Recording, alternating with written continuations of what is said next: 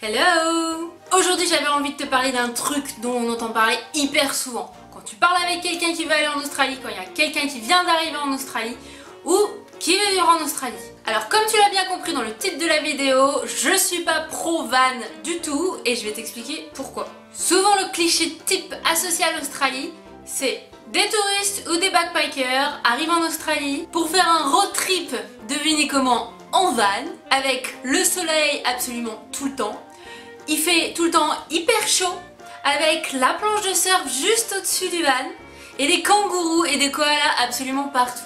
Alors le soleil tout le temps, c'est pas vrai, les kangourous et encore moins les koalas, on en voit vraiment pas tout le temps et encore moins en ville. Mais c'est un autre sujet, aujourd'hui on parle du van. Et honnêtement, le van est adapté à un seul et unique type de vacances. Un road trip le long de la côte, encore et toujours, et encore et toujours. Et on est d'accord, en Australie tu vas pouvoir en trouver du dépaysement, du changement.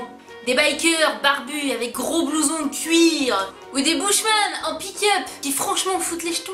Des élevages d'émeutes au milieu d'une grande plaine de sable rouge. La vraie aventure de mon point de vue quoi. Mais ça sera certainement pas sur la côte. Qu'on se le dise. Alors pour qu'on soit bien clair, en Australie on n'est jamais sûr de la route. Sauf si tu prends la voiture que pour te déplacer dans un centre-ville d'une énorme ville, mais en général tu prendras plus les transports en commun du coup. Mais sinon, les routes en Australie peuvent facilement et très rapidement devenir des pistes de terre jaune ou rouge.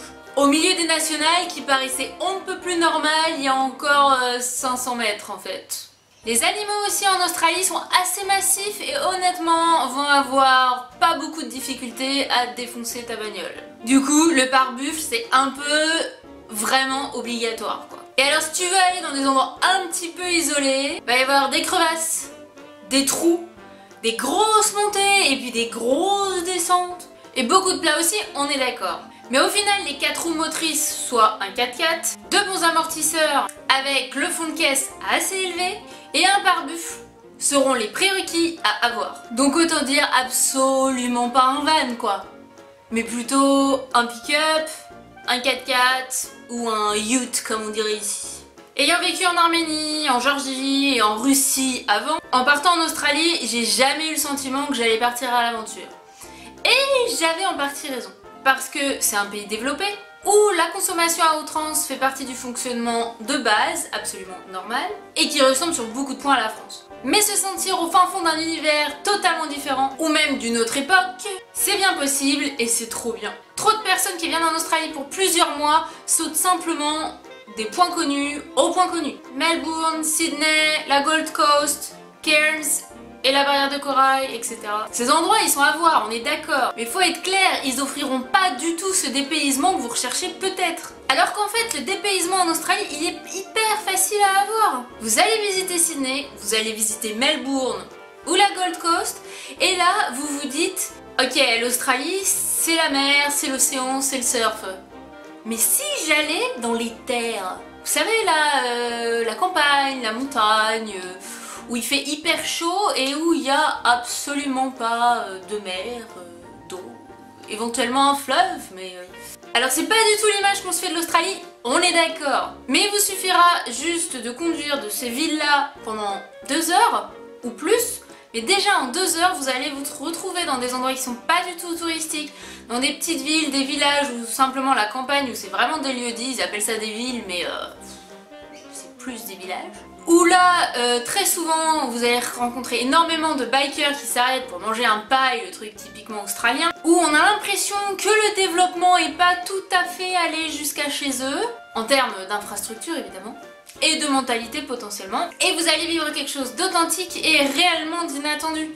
Vous n'avez pas besoin d'aller au milieu de l'Australie pour avoir du dépaysement. Alors on est d'accord, vous en aurez aussi au milieu de l'Australie, mais honnêtement vous pouvez rester sur votre itinéraire et juste vous dire on va faire un écart pendant une semaine, et puis vous revenez sur votre itinéraire connu. Et puis souvenez-vous, l'Outback c'est pas seulement Uluru, qui est en plus très voire trop touristique. Et donc du coup, qui dit touristique dit infrastructure construite autour, que ce soit pour des magasins ou... et ce qui est normal en soi.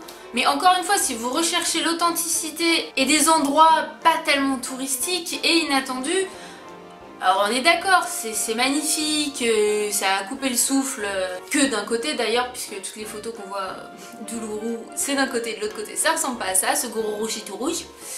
Mais l'Outback, c'est aussi toutes les régions reculées, comme le secteur de Tibobura et White Cliffs dans le New South Wales, ou la Gibb River Road et le Purnululu National Park dans le Western Australia. Alors, je suis pas du tout contre le van, et le van, je dis oui si vous souhaitez seulement aller dans les endroits les plus touristiques, voir des plages encore et encore, magnifiques et paradisiaques certes, mais franchement, au bout de la 30e, qu'est-ce que vous en penserez de cette plage? Le van, il t'emmènera nulle part ailleurs que sur la côte. Sauf si tu vas avoir des problèmes constants et régulièrement avec ton van qui est pas fait pour et qui, le pauvre, est en train de cracher tous ses poumons quoi.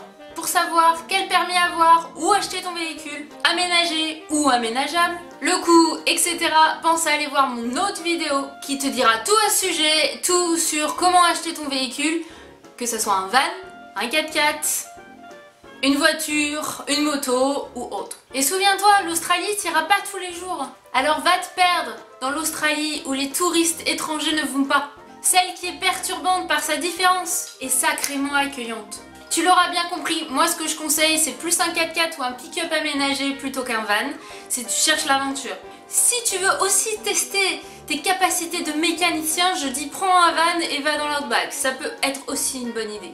Si la vidéo t'a plu, souviens-toi, abonne-toi, like et hit the bell juste dessous pour recevoir les notifications. Si t'aimerais que je traite certains sujets concernant l'Australie surtout, n'hésite pas, mets-les en commentaire et j'essaierai de voir ce que je peux faire. À la prochaine vidéo. Bye bye.